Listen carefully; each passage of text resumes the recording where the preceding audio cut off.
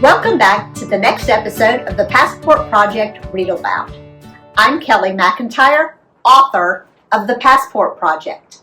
Today, we're heading from London in the United Kingdom to Italy. I'll be reading selections from Chapter 11, a series of unfortunate events. Gross!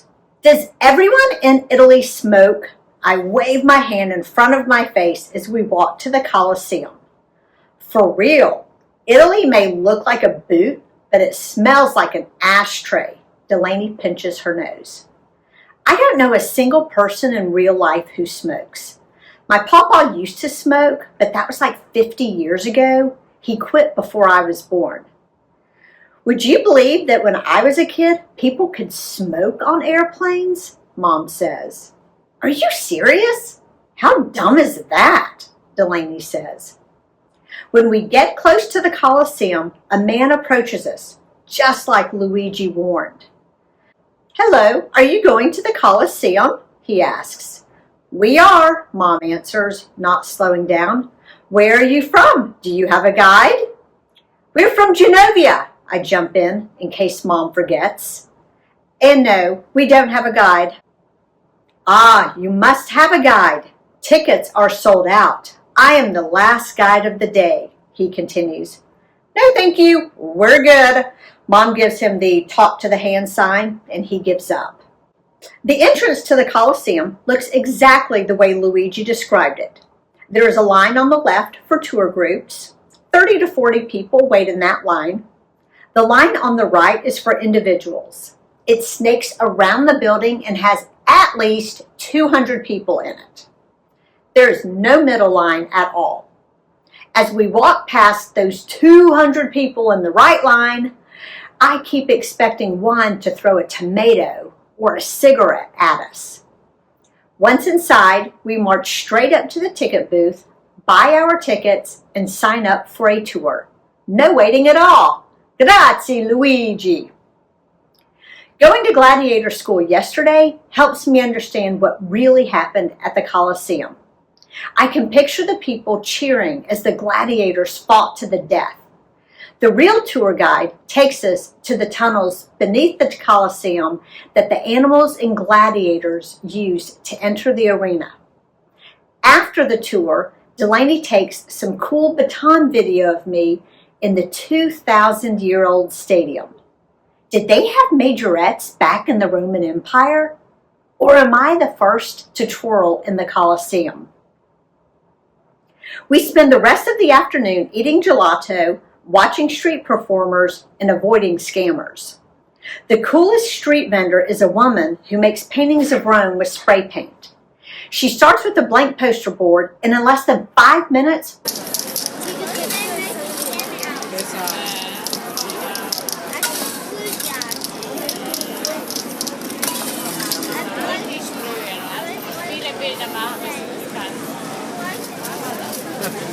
He always has paint on his fingers. Yeah.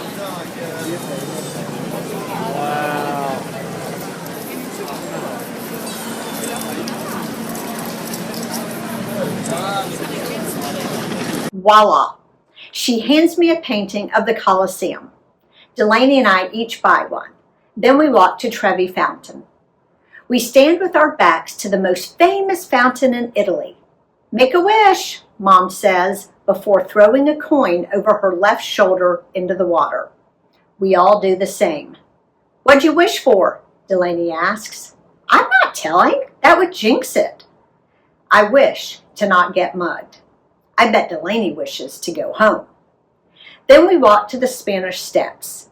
With people packed on Rome's most famous steps, they look more like bleachers than a monument. Ooh, I have an idea. Let's all sit in different spots and Mom, you take a picture.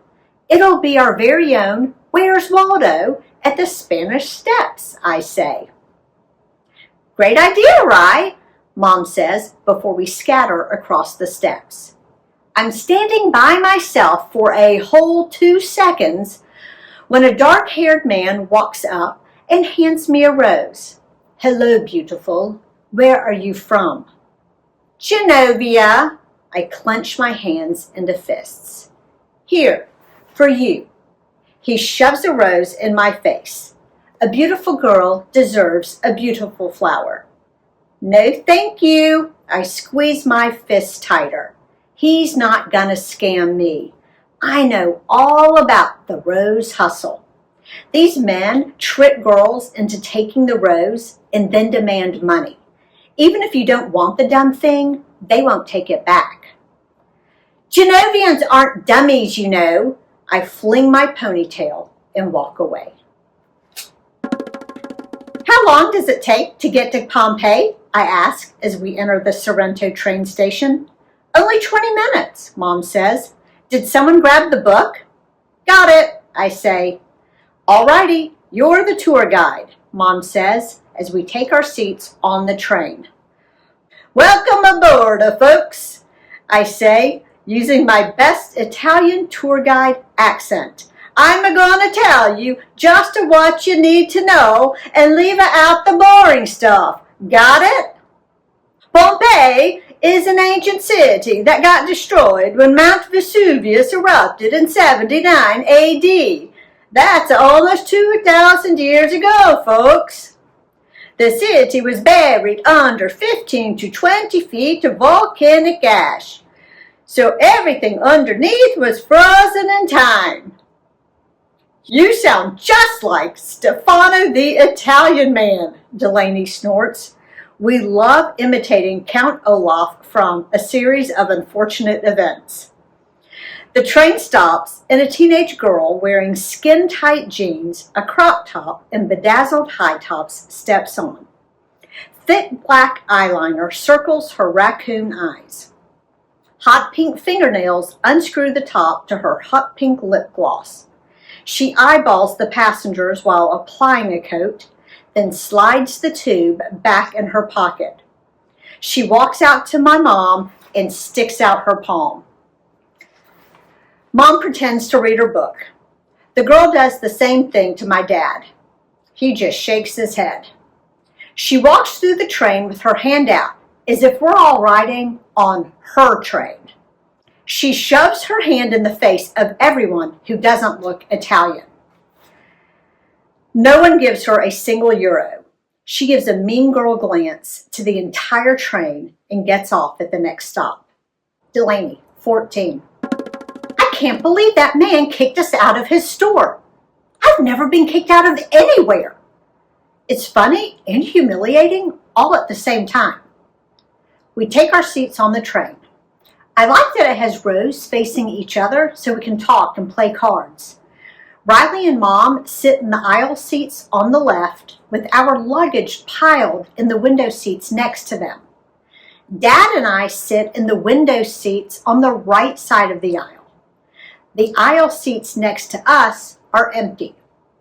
We are heading to Rome, but we have to change trains in nasty Naples. I am not looking forward to that. I dig in my backpack until I find my required reading for Italy, The Smile. It's about Mona Lisa, the woman with the most famous portrait in the world. I'm just getting to the good part when a scary dude jumps into the seat next to me. My book falls to the floor. He's all in my personal space. His leg presses against mine. My scalp tingles as stranger danger bells go off. He leans across the aisle toward my mom and barks something in Italian. She grabs her handbag and gives him the, I have no idea what you're saying, look. Dad gives me the, he's bad news, look. The musclehead spins around in his seat and shoves his hand in my dad's face, demanding money. Dad gives him the over my dead body look and shakes his head. I clutch my backpack to my chest. The MacBook Air is in it. The nerve-wracking stare down begins. A 50-ish dad with detached ACLs versus a guy half his age with twice the muscles. The odds are not in Dad's favor. This train goon leans toward my dad and sticks out his lower jaw. He narrows his eyes and makes boogeyman faces. When Dad doesn't cough up any euros, he gives my dad the finger. Dad's face turns red and he clenches his fists. I've never seen him this angry. I want to jump up and run to safety, but I'm frozen in place. Why did we have to leave our bubble? I guarantee none of my friends will be mugged today. Ignore him, Mom mouths to Dad. Riley has a death grip on her backpack too. Her eyes ping-pong between the dirt bag and our dad. The jerk growls like a rabid dog. He makes more evil faces and gives Dad the finger again. All eyes on the tensely silent train stare at us. Using daughter-to-father telepathy, I tell Dad not to do anything crazy. I hope he gets the message. After several more minutes of growling and scary faces, the train scum stands up and struts down the aisle. He passes all the Italians, then plants himself next to an old couple.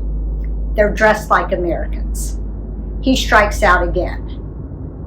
When he gets off the train at the next stop, everyone in the train car exhales. What a jerk! Dad spews, his red face fading to pink. See, this is why I hate public transportation, Riley says, releasing the grip on her backpack. Passport lesson number 4.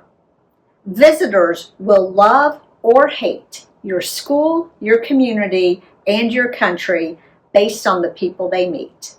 Don't be a jerk. All right, today's question from the Italy chapter is, the McIntyres experience a series of unfortunate interactions with the locals. How do the people we meet influence how we feel about an experience or place? Why is it important to not judge an entire group of people based on our interactions with a few?